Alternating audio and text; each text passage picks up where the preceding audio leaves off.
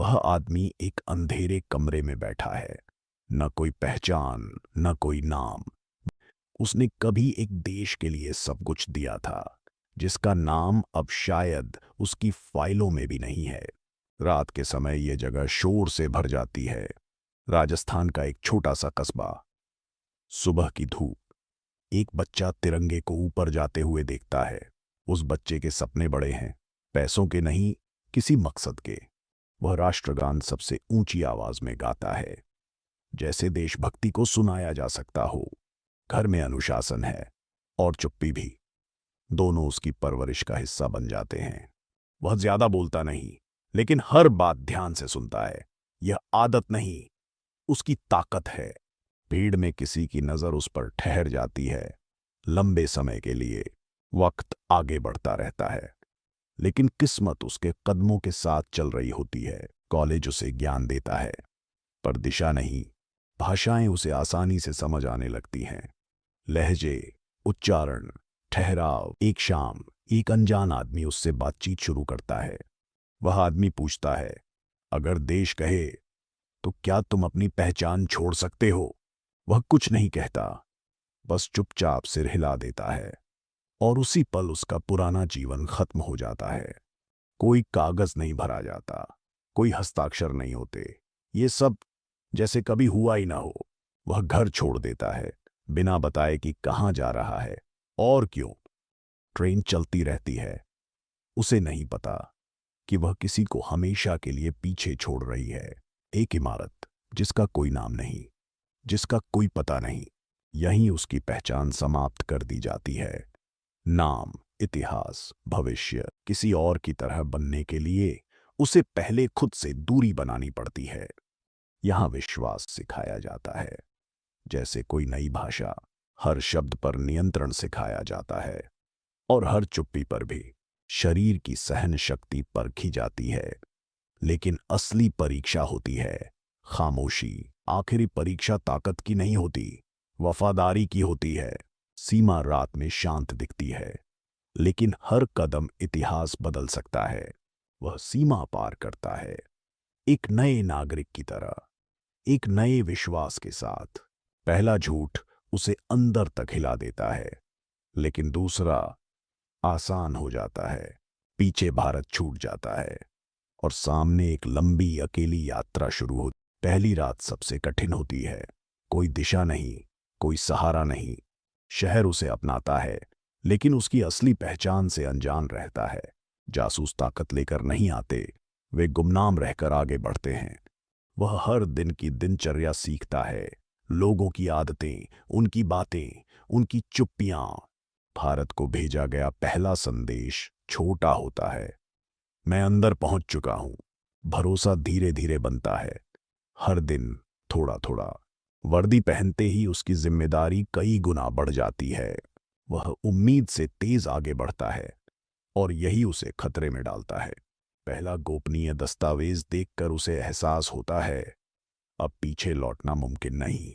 जानकारी बिना आवाज किए सीमाओं के पार चली जाती। भारत में संतोष होता है, लेकिन यहां कोई धन्यवाद नहीं। समय बहता रहता है, 1 साल, फिर 5, फिर 10। वह अपनापन महसूस करने लगता है, और यही सबसे बड़ा डर बन जाता है।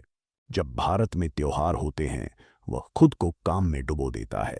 वह घर कभी फोन नहीं करता, क्योंकि आवाज सब कुछ उजागर कर सकती है। जितनी ऊंची पहुंच, उतना गहरा शक। अब कोई उसे देख रहा है। लगातार सवाल पूछे जाते हैं, फिर जानबूझकर चुप्पी। एक जासूस की सबसे बड़ी ताकत होती है खुद पर नियंत्रण। भारत और जानकारी चाहता है, और ज्यादा जोखिम। हर जासूस एक गलती करता है, लालच से नहीं, थकान से। वह ऐसी जगह दिख जाता है जहां उसे नहीं होना चाहिए था। लोगों का व्यवहार बदलने लगता है, नजरें ठंडी पड़ जाती हैं। उसकी पहुंच अचानक समाप्त हो जाती है। कहीं कोई रिपोर्ट लिखी जाती है, नाम के बिना, लेकिन असर गहरा। अब वह अकेला नहीं चलता, हर जगह कोई ना कोई साथ है। भारत से चेतावनी आती है, ध्यान से रहो। जासूसी में समय ही सब कुछ होता है। यह संदेश देर से पहुंचता है। उसे सामान्य पूछताछ के लिए बुलाया जाता है। वह बैठता है और समझ जाता है अब सब बदल चुका है। दरवाजा बंद होता है और बाहर की दुनिया खामोश हो जाती है। वे चिल्लाते नहीं, वे मुस्कुराते हैं। यही सबसे डरावना होता है। वे उसका असली नाम लेते हैं और सारा अभिनय खत्म हो जाता है। यही मिशन समाप्त हो जाता है।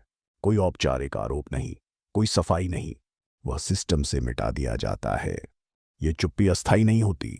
भारत इंतजार करता है, पर कोई स्पष्ट जवाब नहीं मिलता। समाचार नहीं आते, बस अनुमान। साया पकड़ लिया गया है। अब सबसे कठिन हिस्सा है भुला दिया जाना। पूछताछ जल्दी नहीं होती, वे समय को हथियार बनाते हैं। वही सवाल बार बार, दिनों तक। दर्द आता है, लेकिन इंतजार और भी ज्यादा तोड़ता है। वे उसके परिवार की बातें करते हैं, जैसे उसे अंदर से तोड़ना चाहते हो। वह कुछ स्वीकार नहीं करता। अब सच्चाई भी बेकार हो चुकी है। निर्णय सुनाया जाता है, आजीवन सजा, वफादारी की कीमत। उसे दूर ले जाया जाता है, जहां उसका नाम कोई नहीं जानता। वह अब एक व्यक्ति नहीं, एक संख्या है। वह भारत को पत्र लिखता है, बचाव नहीं मांगता, बस पहचान। जवाब में सिर्फ चुप्पी। उसका परिवार धीरे धीरे सच्चाई समझता है।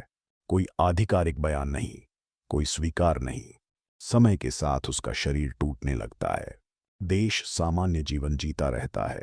वह अब आजादी नहीं चाहता, बस यह चाहता है कि उसे भूला ना जाए। उसका आखिरी संदेश छोटा होता है, मैंने अपना फर्ज निभाया। इस बार भी कोई उत्तर नहीं आता। वह शांति से जीवन समाप्त कर देता है, बिना शोर के, बिना पहचान के। कोई बड़ी खबर नहीं बनती। परिवार को सूचना दी जाती है, औपचारिक, भावनाओं के बिना। उसकी अंतिम विश्राम स्थली बिना नाम के रह जाती है। सवाल उठता है, जो हमें चुपचाप बचाते हैं, हम उनका क्या मूल्य मानते हैं? देशभक्ति हमेशा नारों में नहीं होती, कभी कभी वह गुमनाम रह जाती है। इतिहास जीत को याद रखता है, कुर्बानी को नहीं। हर पहचाने गए नायक के पीछे असंख्य अनदेखे होते हैं। आजादी की गनीमत होती है, कोई न कोई पहले चुका देता है। उसे संयोग से नहीं भुलाया गया, उसे व्यवस्था ने भुलाया। उसे साया कहा गया, लेकिन साया रोशनी के बिना नहीं होता। कुछ लोग पदक पहनते हैं, कुछ सम्मान, और कुछ हमेशा के लिए चुप्पी।